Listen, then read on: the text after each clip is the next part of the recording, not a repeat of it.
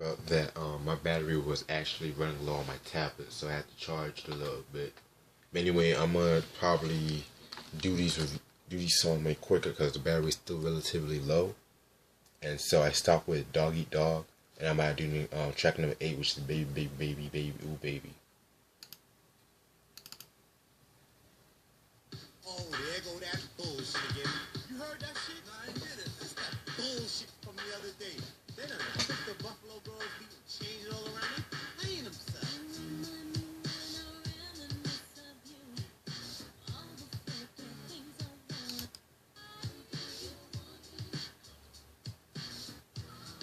Okay, so judging from that, listening of that song, it was something you would not expect De La Soul to do.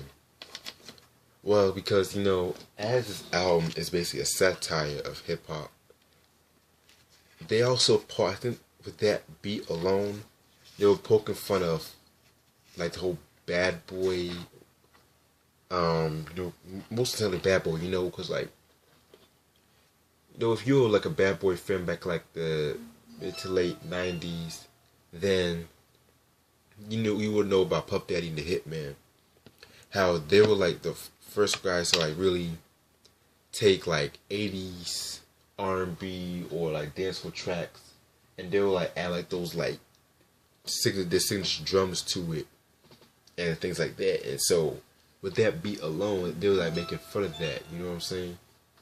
And I kind of thought it was like a really clever track though. I mean, I don't get me wrong, I like Bad Boy Records, like, but I just like '90s Bad Boy, with Biggie, Craig Mack, Total, Faith Evans, the list goes on and on and on. And I kind of thought that was a really clever track, not one of my favorites, but it was a clever track they did. Track number 9, Long Island Degrees.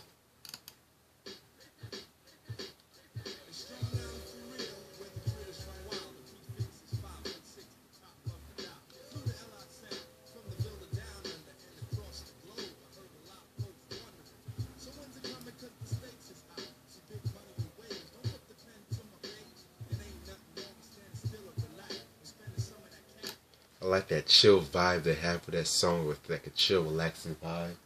Basically, that song is talking about like, it's basically an ode to Long Island in general. And what else about it? Like nothing in general, just an ode to Long Island. I love the beat alone. Who produced that beat? Yeah, they lied. She produced that beat, And that's another thing too I love about this album, because I think, believe it or not, I think this was like the first album where De La Soul produced the whole album. And I love it when the artists like to produce their own albums, because like it gives you an inside look of like their own sound, like their own vibe. You know what I'm saying? A perfect example is like when Redman is There Is a Dark Side album, and he produced like the majority of the beats, and like it had like more of like a dark, muddy sound to it. But that's like another topic for a different day. Track number 10, Better Listen.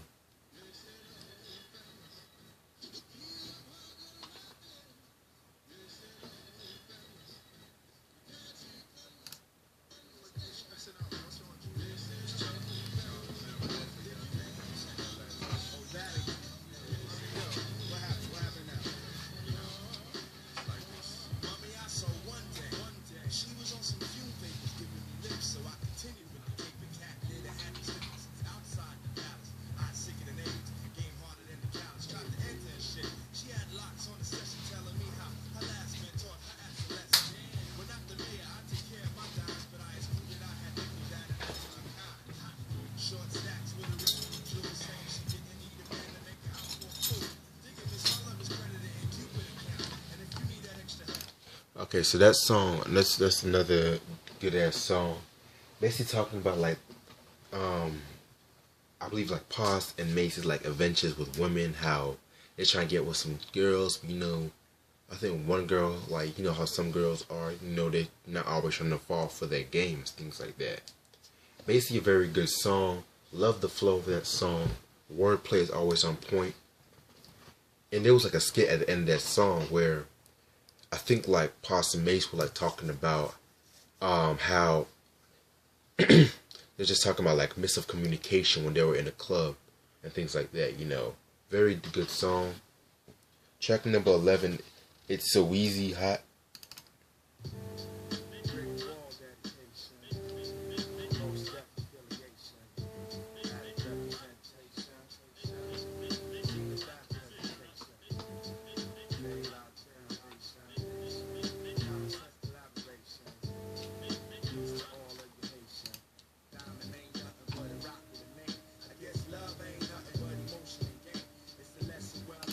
Alright, so that's basically a Dove solo joint. Basically one of the most famous songs off the album. It's a cool ass song. I love that song. But at the same time, the reason the video of the song was what got the most attention, because if you seen the video, it had like De La Soul in a cafeteria, and that they say all these famous rappers sit in the cafeteria with them. And it's a very dope video. I love the concept of the video. De La Soul is always known for making like very innovative or very out there videos. You don't believe me? Check out the video to what's that one? That one song. Damn, it just slipped my mind off. If I remember, I'll just let y'all know. Track number 12, For More, featuring Johnny.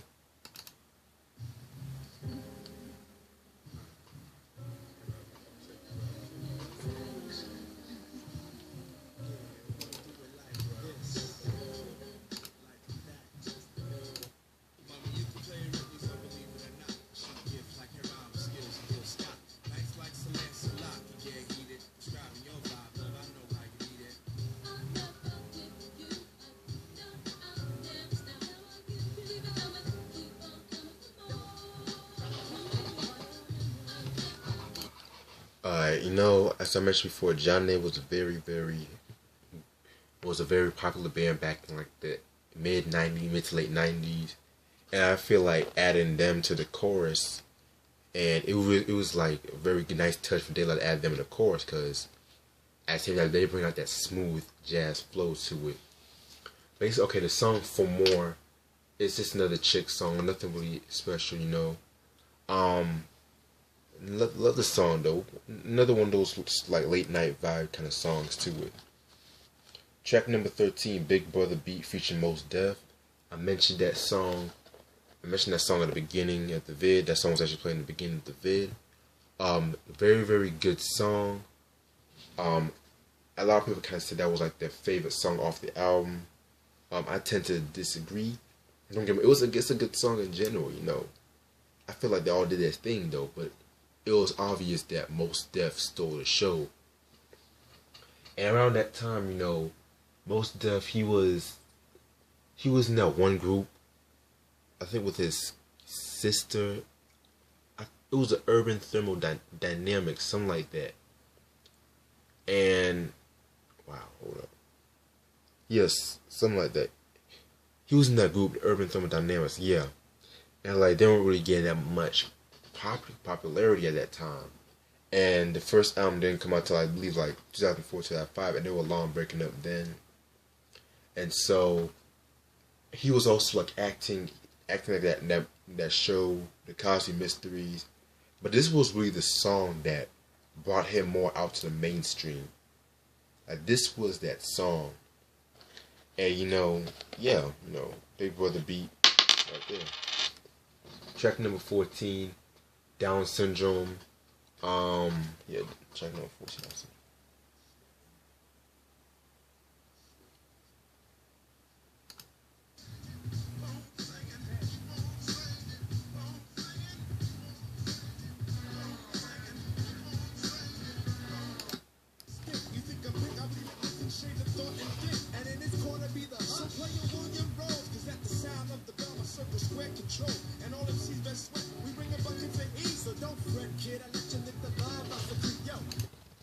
Cool ass song right there.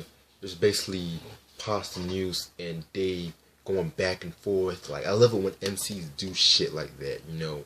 How one MC like spit some crazy metaphor, the another and try to top him. Like that's one main reason why I love hip hop. Like I love it when MCs do things like that. And I wish it was more. That's kind of like coming back. A lot of some MCs are doing that stuff now, but at the same time, it's not as evident as it was back in the day. Track number 15, Pony Ride, featuring Choose and Nola. Pretty alright song. Track number 16 is probably my favorite song off the album and one of my favorite hip hop songs of all time.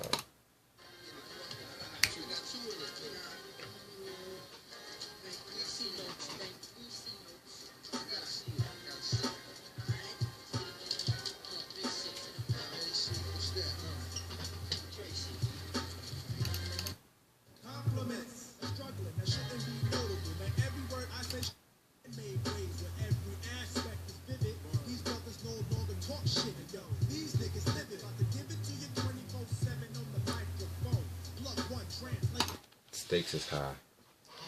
My favorite song off this album, like when I first heard this song, like just amazed me, everything about this song was dope.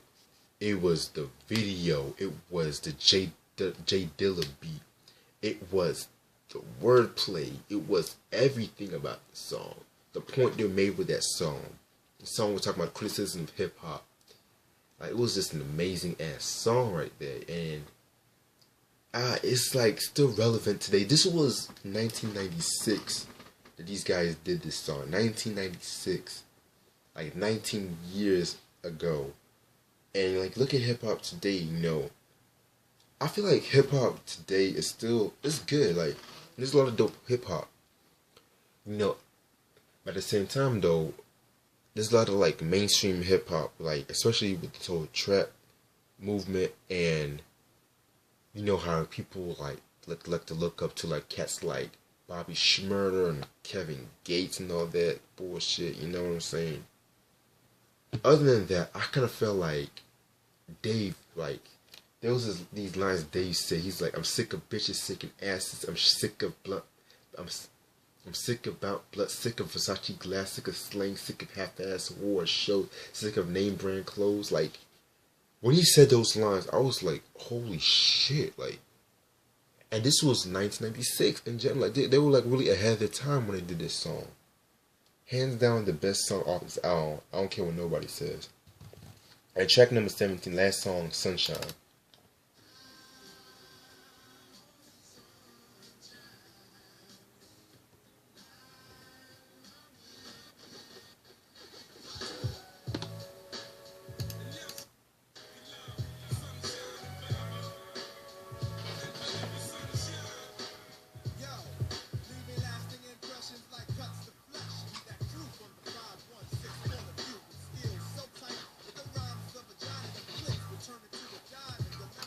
And that song, Sunshine, I kind of see that as like a brief like return to like their earlier kind of days, like the early kind of playful De La Soul in general. And that's all the songs on the album. Personally, this is probably my favorite album from De La Soul. Like this album is really, it's a classic album. But at the same time though, when this album like first came out in 1996, a lot of critics, believe it or not, actually panned this album, and I don't know, like it was just like really.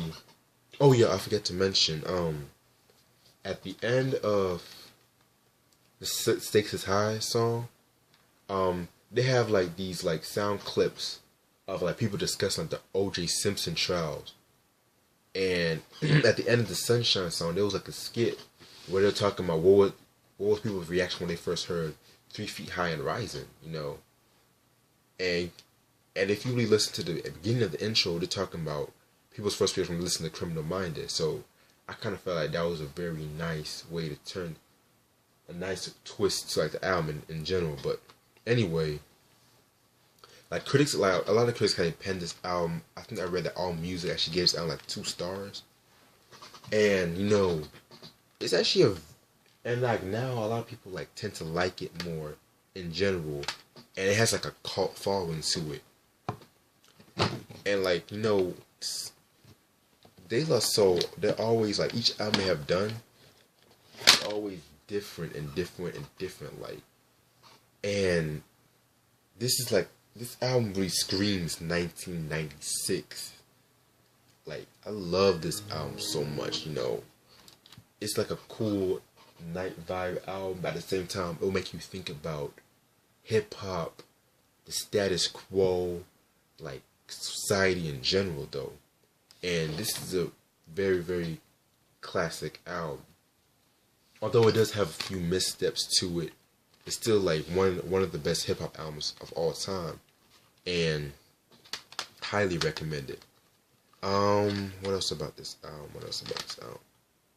I mean, I don't really think they ever topped this album. They never really topped this album. Like, although I did like the Grind Date and that one album that came out in 2001, like Official something like that. But I don't never really think they really topped this album because they came out what they had to say and then they just left it like that, you know. So this is De La Soul, Stakes is High, 1986. And that's all the time I have. Stay tuned for more reviews. Peace.